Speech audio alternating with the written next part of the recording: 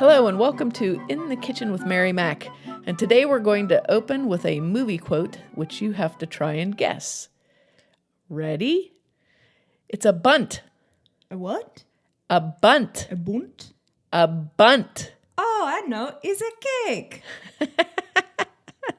So today's recipe is for the classic Tunnel of Fudge Cake. If you have never had this cake, oh, you better make it because you're going to like it. My love of the Tunnel of Fudge Cake began in the 1970s because my best friend invited me to her birthday party and her mom made this cake. And she said she makes this for everybody's birthday every year because it's everybody's favorite cake. And I had never heard of it. And I was hooked. So it began that after that, whenever you had a teenager hang out at your friend's house or whatever, my friend Gina's mom would make this cake. So good. So I, in turn, when I got older, I started to make this cake occasionally. And as I was just telling Anna, reminding Anna, the last time I made it, instead of using the regular chocolate icing drizzle that goes on the cake, I made a chocolate ganache and put on it and almost killed us all because it was just, it was way too sweet and chocolatey. So wrong icing for the cake, but wow. It was good. It was very good. It was so sweet. All of your teeth would fall out of your head. But it was still good. It was good. It was worth it. So what the Tunnel of Fudge Cake recipe is, it's a famous old recipe from the Pillsbury Bake Off. And probably it's one of the recipes that is most closely identified with the good old Pillsbury Bake Off contest. And it's a bundt cake made in a bundt pan. If you don't know what that is, it looks like a giant donut. Bundt cakes are getting more popular. You see them more, especially going to events and such. You really are starting to see more bundt cakes. And I think probably the popularity is because you don't really have to ice them. They look nice. They're easy to transport. They serve a lot of people. And they have so many different styles of bundt pans that make cool little designs on the top and sides. Right. If you look at like the Nordic Ware classically makes ones that look like castles and all kinds of flower arrangements and wreaths and whatever. But a bundt cake, because you can slice it really thin, so you can serve, like, I would have to say you could probably get 36 slices of cake off of a bundt if you were slicing thin, and a lot of people don't want a big piece of cake. So it's the perfect cake to take to a gathering because transporting it's so easy. And you can make bundt cakes. I mean, I have a ton of recipes for them, which I'm going to throw in every once in a while in the podcast. But there are any flavor of bundt cakes you can imagine with any flavor of drizzle icing that you can imagine. You can even just put powdered sugar on them. And they're a very versatile cake. So this is something that you should definitely have in your recipe box. And it's a good, quick thing. We've actually used them for just like, here's a cute thing you can do. You know those fancy schmancy Barbie doll cakes you see that everybody decorates all fancy? If your kid wants a Barbie doll cake, you just make a bundt, like this bundt, ice the cake, and stick a Barbie in the middle, and it looks like whatever kind of dress you want to put on it. You can embellish it or whatever. So it's kind of a cute thing like that. You can also cut the cake in half and put the two separate ends together and make it look like a little wiggly worm kind of a thing, or a caterpillar or something, and do, like, if you wanted to make a kid's birthday cake, bundt cakes work great for that because you can make all sorts of things out of them. So you can cut them in half in the center and put filling in the middle. But I wouldn't do that with the Tunnel of Fudge Cake. But as we get into more recipes with bunts, we'll talk about doing some of those things. But like I said, it's just so easy to do something unique with it, or just serve it in slices with a scoop of ice cream, and you have a nice dessert. So this cake is, like I said, this is the classic Tunnel of Fudge Cake. The reason it's called a Tunnel of Fudge Cake is because it has this, I mean, when I give you the ingredients list, it has no reason to do what it does, but it mysteriously develops a soft chocolate tunnel that runs through the middle of the cake. Now, it's not like pudding. It's just I don't know. Kind of gooey? Yeah, it's kind of like a... Is it like a lava cake? No, not at all, because it's still cake-like, but it just develops this more chocolatey or moister center to it that goes around, and it's kind of a weird thing, like a brown. It's like if there was a brownie in the middle of your chocolate cake. I guess that would be the easiest way to describe it. So it's good. It's a good cake. It's a good recipe, and obviously it's been around forever. It won the Bake Off one year. Pillsbury Bake Off. So you have an award-winning cake. I have to laugh because on the recipe it says it serves 16, and I'm like, 16 my eye. You'd have to take a big piece of that. I mean, a bundt cake lasts forever, really. So like I said, great cake, versatile, easy to transport, and it's a good cake.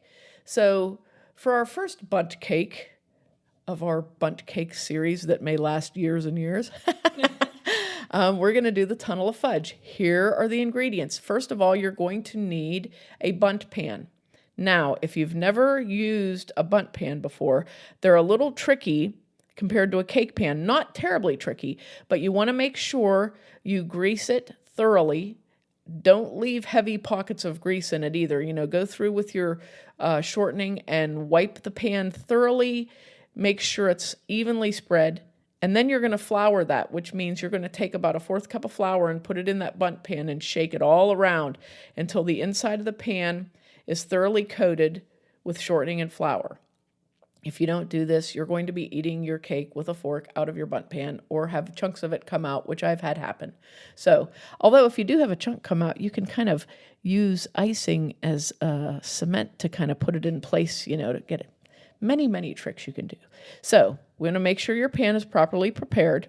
You're going to preheat your oven to 350 degrees, and we're going to bake this in the middle rack of the oven, okay?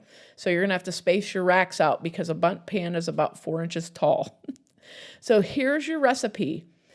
You're going to need 1 3/4 cup of white sugar, 1 3/4 cup of butter softened, 6 eggs, 2 cups of powdered sugar, 2.5 cups of unbleached flour, 3/4 cup of cocoa, baking cocoa, and you can add 2 cups of chopped walnuts to this. I do not, but if you are a walnut lover, throw them in.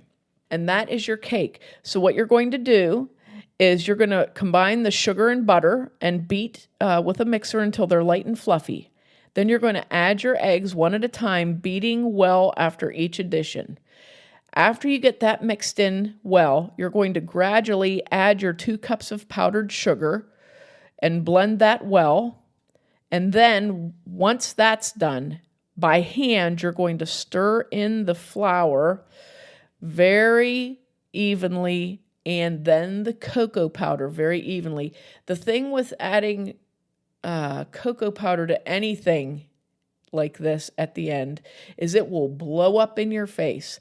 A thing you can do if you want to is you can take that 2 1/4 cups of flour and the 3/4 cup of cocoa and very carefully blend them together in a separate bowl with a whisk. Just blend them in together and then add them into the wet mixture.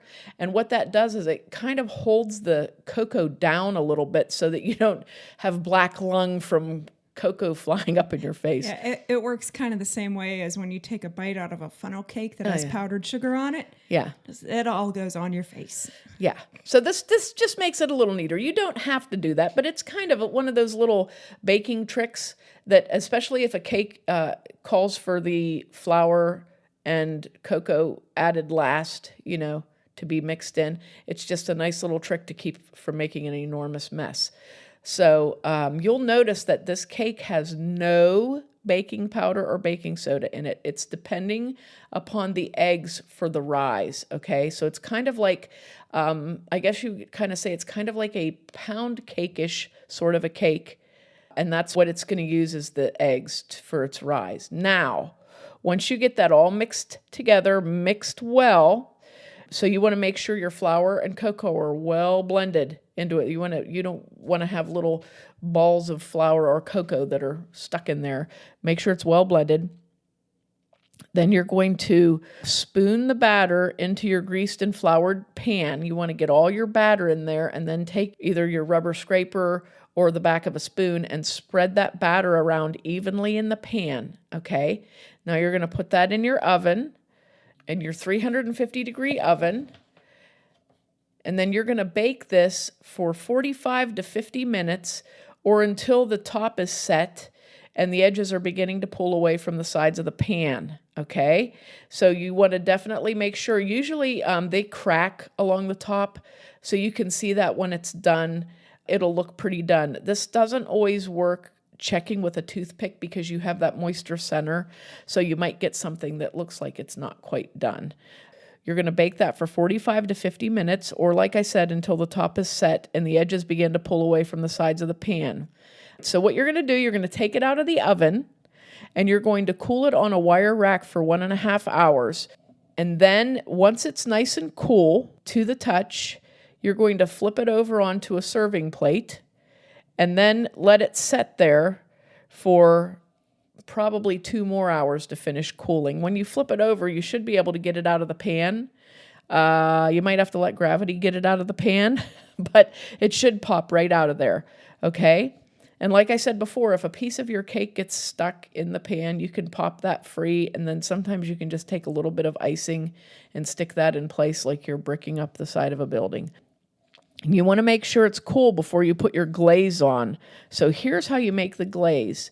It's 3/4 cup of powdered sugar, 1/4 cup of unsweetened cocoa, and just enough milk to make that into a good drizzling consistency, which is like 4 to 6 teaspoons of milk. So not very much milk, just add a little at a time until it gets to a drizzling consistency. And once your cake is nice and cool, you're going to spoon that right over the center of the arc of the cake and let it run down the sides.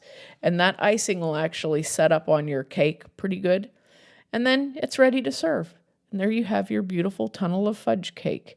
This is another thing you can do instead of using the drizzle icing is you can even just sprinkle powdered sugar on the top of this. It looks really nice and it tastes fine. Just dresses it up a little bit. You can also use a vanilla drizzle on this, which is also good, just by taking about 2 tablespoons of softened butter, 3/4 cup of powdered sugar, a half teaspoon of vanilla, and then a tiny bit of milk, just enough to make it drizzle consistency, and do the same thing, drizzle over the top, and then you have a white icing on it if you don't want even more chocolate in your tunnel of fudge. And after you put the drizzle icing on, you just let it sit there until it's set up, and then slice and serve, and prepare to be amazed, because I'm not kidding you.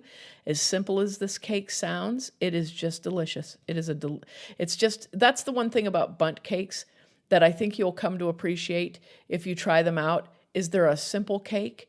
They're simple, flavorful, and impressive. This is a really good cake, and I hope you try it. Let me know if you do, because I want to know what you think about it. And make sure to check us out online on Facebook and Instagram at Mary Mac Bakehouse, on Twitter at Mary Mac Podcast and Mary Mac Mixes, and on our website, marymacpodcast.com. Thanks a lot for listening if you did, and if you didn't, too bad for you.